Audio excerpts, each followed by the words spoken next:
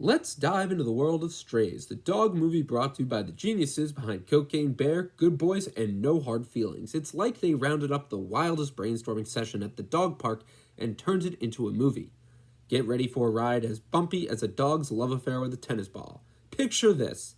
It's 2023, and against all odds, we've got a fresh, original idea on our hands. No reboots, no sequels, just pure doggy drama. In Strays, a motley crew of abandoned dogs decide to form a street gang. If West Side Story had furrier protagonists, this would be it. Leading the pack is Bug, a dog with more street cred than a pigeon crossing sign, voiced by the one and only Jamie Foxx. Then there's Reggie, voiced by the incomparable Will Ferrell, who's on a mission to seek vengeance on his owner Doug by using creative methods of revenge, let's say, that is eating off his owner's dick. That's what he's going to do. The other dogs are Isla Fisher and Randall Park, and that's about it for the plot. It's just following these four dogs as they go on this journey to eat off the owner's penis. It's a very simple movie. I honestly was a bit disappointed with it. I thought it could have done so much more, and let's dive into that. Let's dive into what Strays could have done to be a more entertaining film. Now, the plot is just about as thin as dogs' patience during bath time. Bug teams up with Reggie, and they set off on a mission that's apparently as important as finding the last hidden treat in the world.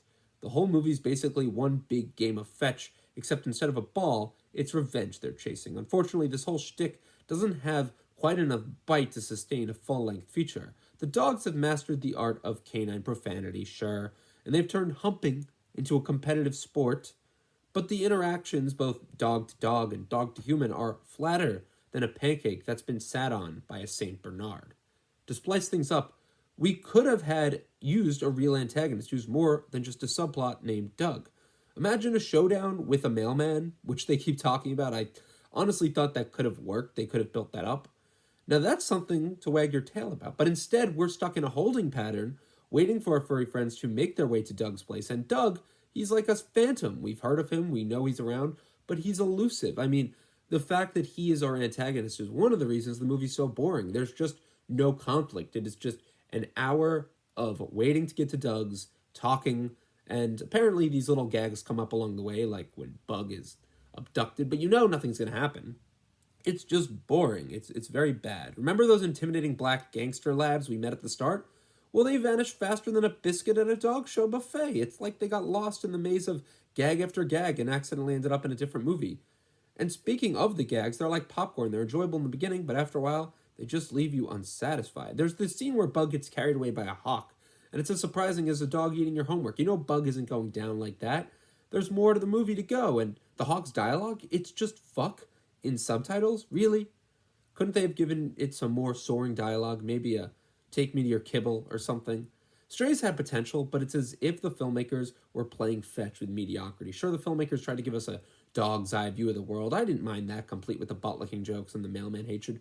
But the jokes are about as inspired as a sleeping dog's dreams. The mushroom eating scene was a rare highlight, but, you know, I've seen that in other things, and it barely scratched the surface. Now, compare that to Ted, which, you know, we all knew the bear, that movie knew how to bring laughs out while digging into the complexities from friendship. It knew how to deal with relationship drama while also trying to deal with maintaining a relationship with your best friend. Strays tries to bring that friendship angle too, but it's like they're barking up the wrong tree. It's devoid of real conflict, and without the classic split up and get back together arc, the movie's tone is about as consistent as a dog's loyalty.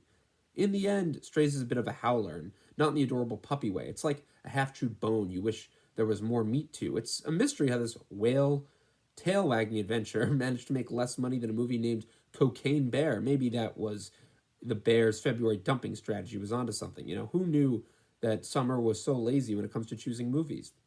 You know, like I said, I think that this movie really could have just used from more emotional catharsis. I think that the fact that we don't have that get back together and split up arc, like, you know, in every movie there's the middle act where the heroes kind of split up and something happens, but this movie doesn't have that. It's just one whole hour of just going to find Doug and just gag after gag after gag. There's no emotional room to sit in and, you know, enjoy the film. I wish it had that. It has a couple flashbacks which are supposed to do this, you know, about Bug, but that's just not enough, in my opinion at least. So I just thought this was very generic, very boring.